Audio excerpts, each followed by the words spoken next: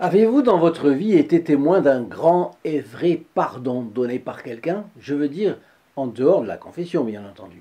Le pardon donné par un homme ordinaire.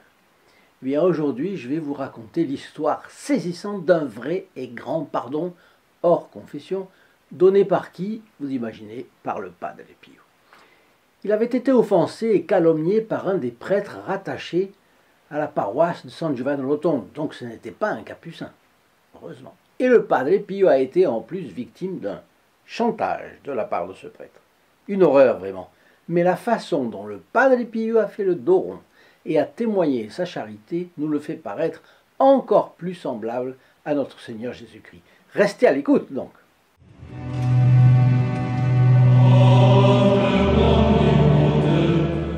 Mon nom est Jean Goyard, bienvenue sur la chaîne Sur les pas du Padre Pio.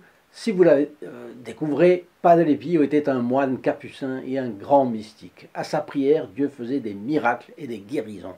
Il a passé sa vie à arracher les âmes aux griffes du diable. Son intercession est très puissante et on observe combien elle est active aujourd'hui même. Pour le constater, il vous suffit d'écouter le récit des innombrables témoins directs qui ont été bénéficiaires de ces miracles ou de ces guérisons. Suivez-nous, vous trouverez ici tout ce qu'il importe de savoir sur le Padre Pio. Vous serez étonné de ce que ce grand saint peut faire pour vous en plein XXIe siècle.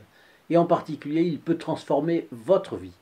Mon objectif étant de diffuser dans les foyers la présence consolatrice de Saint Pio de Pietrelcina, nous diffusons gratuitement sa photo.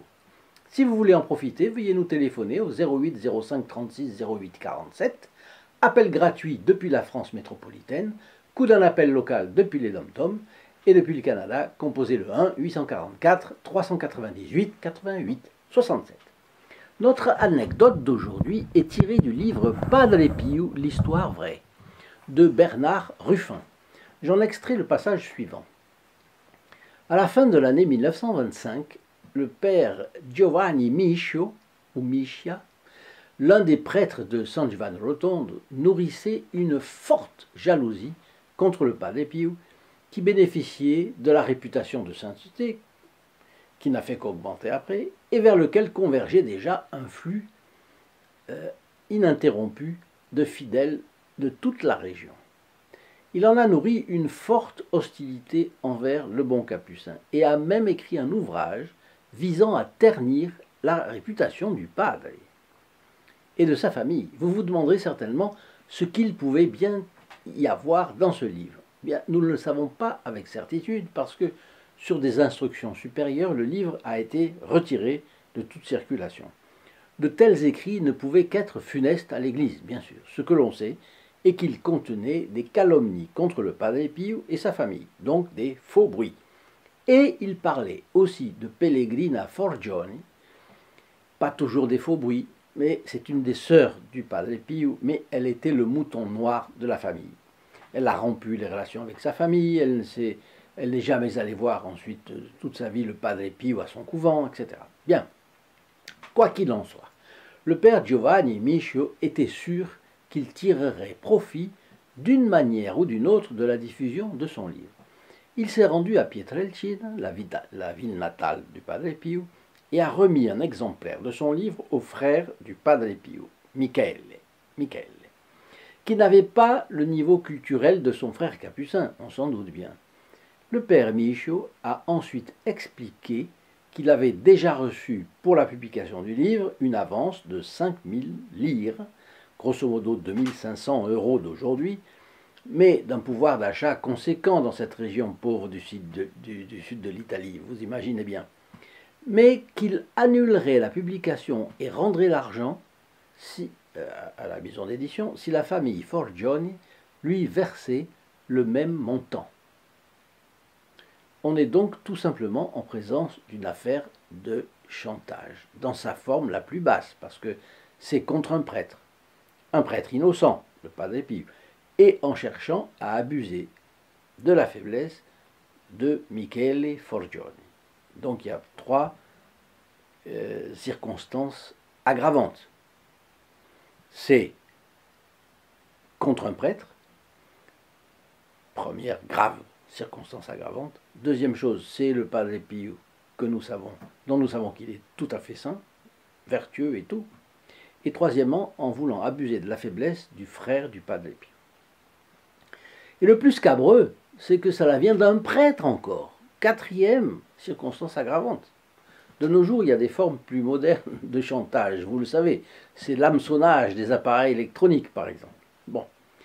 Michele a expliqué au padre Giovanni qu'il n'avait pas beaucoup d'argent sous la main, mais qu'il était prêt à vendre une partie des terres de sa famille pour éviter que la vie du Padre Pio ne soit troublée avec tout ça. Le père Giovanni Miscia a accepté l'accord. Cependant, Michele est allé en parler à un ami du Padre Pio, converti par notre bon capucin, après une vie passablement trouble. Cet homme avait roulé sa bosse, comme on dit, il avait été comédien, puis exercé les métiers les plus divers. Avant la Deuxième Guerre mondiale, là on est en 1925, mais avant la Deuxième Guerre mondiale, il créera une entreprise, la revendra, deviendra fort riche. Bref, il deviendra le premier très grand donateur du Padre Pio pour la maison Sollievo della Sofferenza. Bon, il s'agit d'Emanuele Brunato, premier fils spirituel du Padre Pio. Il s'est très tôt considéré comme le gardien de la réputation du Padre Pio. Il était indigné des calomnies contre le Padre Pio. Il était connu pour ne craindre personne. Aimant beaucoup Padre Pio, Brunato est tout de suite parti pour Rome, où il a informé le cardinal Gasparri, secrétaire d'État du Vatican, et il a informé de ce honteux projet du père Miscia. Le cardinal en a été furieux. Il a crié « Mettez le père Giovanni derrière les barreaux !» Bon, comme vous le subodorez, cela a rendu la situation plus grave encore, parce que mettre un prêtre derrière les barreaux, à l'époque, c'était le scandale médiatique assuré, n'est-ce pas? Bon, de retour à Pietrelcina, Michele a conclu un nouveau marché avec le padre Giovanni. Il lui a offert 4000 lire en espèces et promis de donner le reste après avoir vendu son terrain. Le père Giovanni a accepté l'offre, il a pris l'argent, mais il ne savait pas que Michele, sur le conseil de Emanuele Brunato, bien entendu, avait donné des billets de banque dont les numéros de série avaient été relevés et enregistrés auprès de la police. La police était donc désormais informée du chantage. Pour aggraver le cas du padre Giovanni, la police l'a pris en flagrant délit alors qu'il était en train de détruire une pièce à conviction du délit. C'était une note menaçante qu'il allait envoyer à Michele Forgione et où il disait « Vos jours sont comptés ». C'est gravissime parce que ça suppose beaucoup de... C'est une menace, bien. Mais quand il a été pris sur le fait, il était en train de détruire cela. On l'a arrêté et on a pris l'œuvre. Quand la nouvelle arrive à la connaissance du Padre Pio, qui ne savait rien du complot, il s'en est fallu de peu que notre capucin ne perde connaissance. Il demande à son frère de ne pas porter plainte contre le prêtre.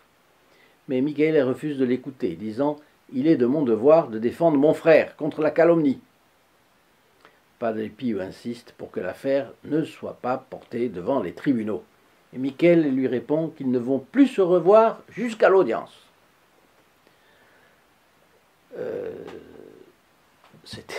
C'était deux personnalités fortes. Padre Pio a alors pris contact avec l'avocat de son frère, maître Caprile, qui a accepté de venir le voir. Et il parle pendant près d'une heure dans la cellule du Padre Pio. Et au moins un confrère du monastère a entendu le ton monter entre les deux hommes. Quand Caprile décide finalement de partir, Padre Pio le saisit par la main et l'implore. « Promettez-moi de ne pas permettre que le père Giovanni soit condamné. » Caprile a répondu « Mon père, vous savez que je n'ai pas le droit de travailler contre mon client. Et c'est votre frère qui est mon client. » Alors le Padre Pio a été très, très contrarié. Il se fâche. Et il dit « J'ai dit tout ce qu'il y avait à dire. Je vous envoie pour m'assurer que le prêtre ne sera pas condamné. Puisque c'est votre volonté, répond humblement l'avocat, et puisque vous me donnez un ordre, je ferai tout pour adoucir les circonstances et sauver le prêtre. Une fois qu'Aprile est parti, Padre Pio faisait les 100 pas dans sa cellule, secouant la tête et versant des larmes. Il n'arrête pas de répéter « Un prêtre derrière les barreaux, un prêtre derrière les barreaux, et tout ça à cause de Padre Pio, et à cause du Padre Pio. » Bon, mais l'avocat a tenu sa promesse. Et bien que le juge ait trouvé répugnant le manuscrit du père Giovanni, plus encore parce qu'il avait été écrit par un prêtre, la peine du père Giovanni a été suspendue. Le Padre Pio et son frère se sont réconciliés. Le père Giovanni est venu rencontrer les deux pour leur demander pardon. Ils ont pardonné. Ils ont embrassé le père Giovanni, l'assurant que tout était pardonné. Et le père Giovanni n'a jamais été sanctionné par ses supérieurs pour ses activités criminelles, mais délictueuses tout au moins. Mais jusqu'à sa mort, 40 ans plus tard, le père Giovanni a continué à se rendre régulièrement au couvent pour voir le Padre Pio et solliciter ses prières. Donc à chaque fois, il s'humiliait. Qu'on veuille ou non, c'était une humiliation. Bien. Surtout pour quelqu'un qui l'avait calomnié, et qu'il avait traité de tout, charlatan, et ainsi de suite. Bon. Pourquoi cette histoire nous touche-t-elle? Bon, parce que ce pardon généreusement donné est au-dessus des simples forces naturelles. Les forces naturelles permettent certains pardons, petits, sans doute, mais face à l'ignominie, l'amour-propre des hommes se rebiffe tellement qu'il faut une grâce de Dieu pour la surmonter. Et dans l'Église catholique, on trouve des pardons absolument fabuleux. Vous ne les trouverez pas dans les autres religions. Dans cette merveilleuse histoire, nous voyons le Padre Pio incarner l'essence même de la prière de Jésus.